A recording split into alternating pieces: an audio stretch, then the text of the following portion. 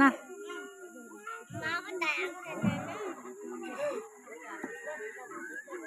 జై భీమ్. ఇప్పుడు పెద్దలు సిపిఎం కార్యదర్శి సమరసాగర్ సార్ని ప్రసంగించాలని కోరుతున్నాను.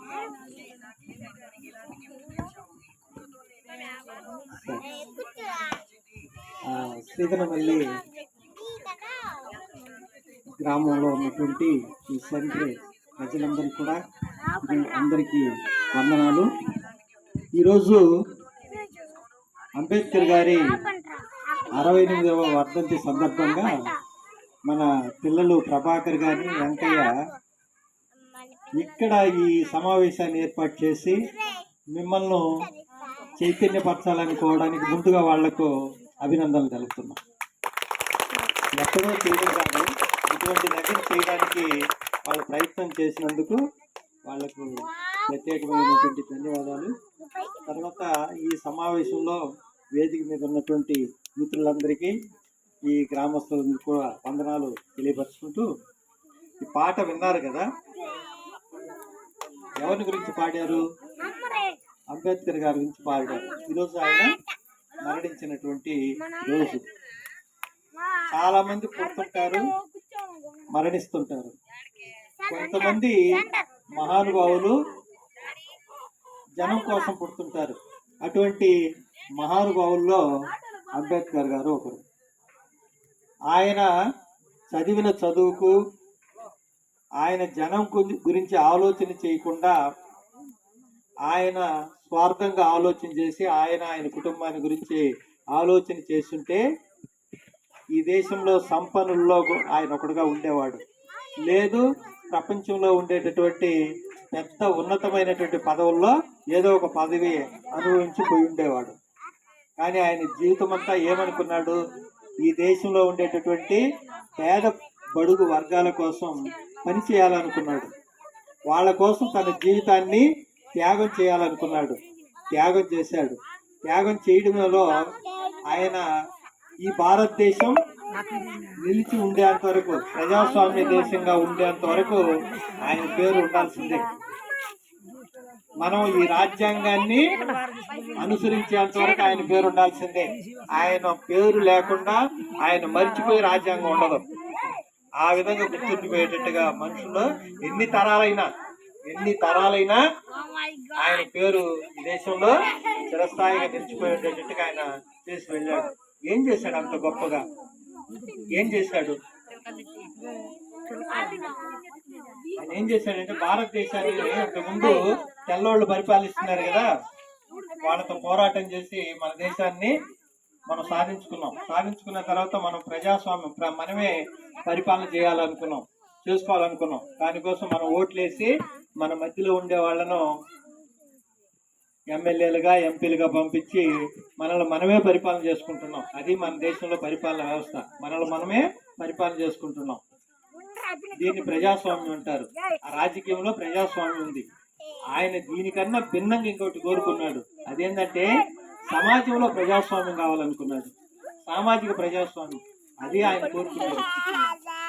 సమాజంలో ప్రజాస్వామ్యం అంటే ఇప్పుడు ఏ విధంగా అయితే ఓటేసే దగ్గరకు సంపన్నుడికి ఒక రకమైన ఓటు, అంటే బాగా డబ్బుండే ఆయనకు ఒక ఓటు, పేదవాడికి ఒక ఓటు, ఈ కులం ఆయనకు ఒక ఓటు, ఇంకొక కులం ఆయనకు ఒక రకమైన ఓటు, అట్లుందా? ఓటు దగ్గర అట్లుందా? లేదు, అందరికి సమానమైన ఓటు. ఎంత కోటీశ్వరుడైనా ఎంత కూటికి లేని వాడైనా ఇద్దరు ఒకే రకమైన ఓటు వేయాల్సింది. దాన్నే రాజకీయ సమానత్వం అంటారు. ఆయన సమాజంలో కూడా అట్టుండాలా, సమాజంలో బాగా ఉన్నవాడు లేనివాడు అని లేకుండా అందరూ సమానంగా ఉండాలి, ఈ సమాజం అందరూ కలిసిమెలిసి అందరూ ఒకటేగా ఉండాలని కోరుకున్నాడు. అది ఆయన కన్న కళలు. ఆయన కన్న కళలు మనం సాకారం చేయాలి. సాకారం చేయడం అంటే దాన్ని నిలబెట్టాల. ఎట్లా నిలబెట్టగలుగుతాం? కోరుకుంటే సరిపోతుందా? సమాజంలో అందరం ఒకటేగా ఉండాలా, సమానంగా మారాలనుకుంటే కోరుకుంటే సరిపోతుందా? దానికి తగ్గ విధంగా మనం వ్యవహరించాలా. దానికి తగ్గ విధంగా వ్యవహరించాలంటే దానికి ప్రధానమైనటువంటి ఆయుధం ఏంటంటే చదువు. ఆయన కూడా అంత ఆలోచన ఎందుకు చేశాడంటే గొప్ప చదువు చదువుకున్నాడు. భారతదేశంలోనే కాదు, విదేశాల్లో కూడా వెళ్ళి చదువుకున్నాడు. ఆయన చదివిన చదువు ఆ కాలంలో ఎవరు చదవలా, అంత గొప్ప చదువు చదువుకున్నాడు. ఆ చదువుకున్నాడు కాబట్టి ఈ సమాజం ఎట్లుండాలో కోరుకున్నాడు. అందువల్ల ఈ దేశంలో ఉండేటటువంటి పేదవాళ్ళు, బలహీన వర్గాల వాళ్ళు అందరూ కూడా బాగుపడాలంటే ముందు ఏముండాలనుకున్నాడు? చదువుకోవాలనుకున్నాడు. చదవాలా, అందరూ చదవాలా. అందువల్ల రాజ్యాంగంలో కూడా ఆయన చదువు గురించి ఎక్కువగా అందరికీ ఉచిత విద్య పెట్టారు. ఒకప్పుడు ఈ విధంగా ఉండేది కాదు, డబ్బు ఉండే వాళ్ళు మాత్రమే పోయి చదువుకునే చదువు ఉండేది. మనకు స్వాతంత్రం వచ్చిన తర్వాతే ఉచితమైనటువంటి చదువు అందరికీ. ఆ చదువు అందాలంటే 6 నుండి 14 సంవత్సరాల లోపు పిల్లలందరూ 6 నుండి 14 సంవత్సరాల లోపు పిల్లలందరూ కూడా బడిలో వెళ్ళి చదువుకోవాలని మొదటి చెప్పిన వ్యక్తి ఆయన. రాజ్యాంగంలో రాశాడు. ఇంకా కూడా ఏమనుకున్నారంటే నిర్బంధంగా బలవంతంగా తీసుకుపోయినా చదివించాలనుకున్నారు. చదువే అన్నిటికీ, మన మార్పుకు మూలం చదువే. ఇప్పుడు మీరు చూడండి, సమాజంలో ఎవరైతే చదువుకున్నారో వాళ్ళందరూ బాగుపడ్డారు. మీ గ్రామాల్లో కూడా పోయి మీరు గమనించండి, పేదవాళ్ళగా ఉన్న కుటుంబాల్లో వాళ్ళ కుటుంబాలు ఇద్దరు ఒకరో చదువుకొని ఉన్నత పదవులకు వెళ్ళిన తర్వాత, అంటే ఉద్యోగాలకు వెళ్ళిన తర్వాత ఆ కుటుంబం పరిస్థితి మారిపోయిందా లేదా?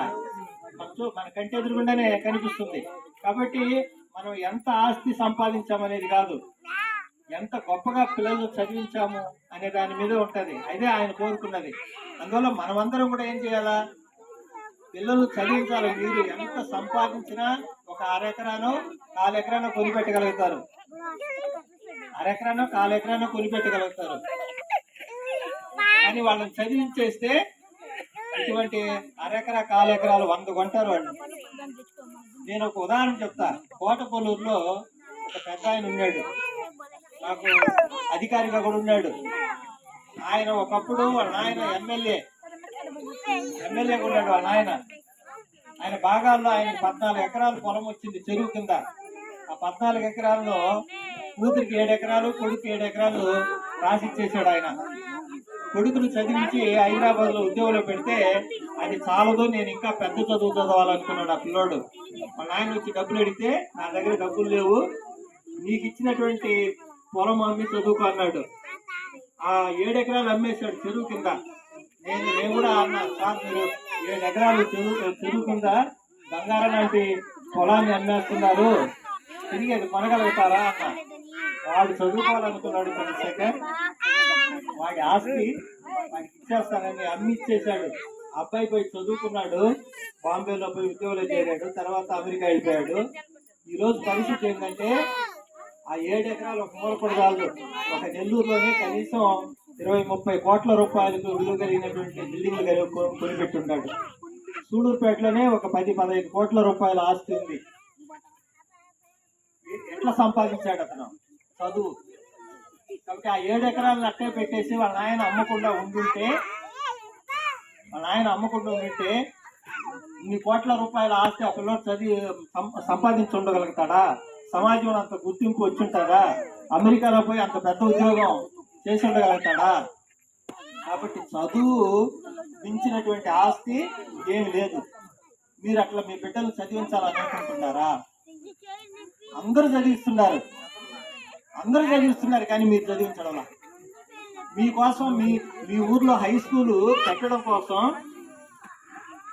ఎంత ఇబ్బందులు పడ్డామో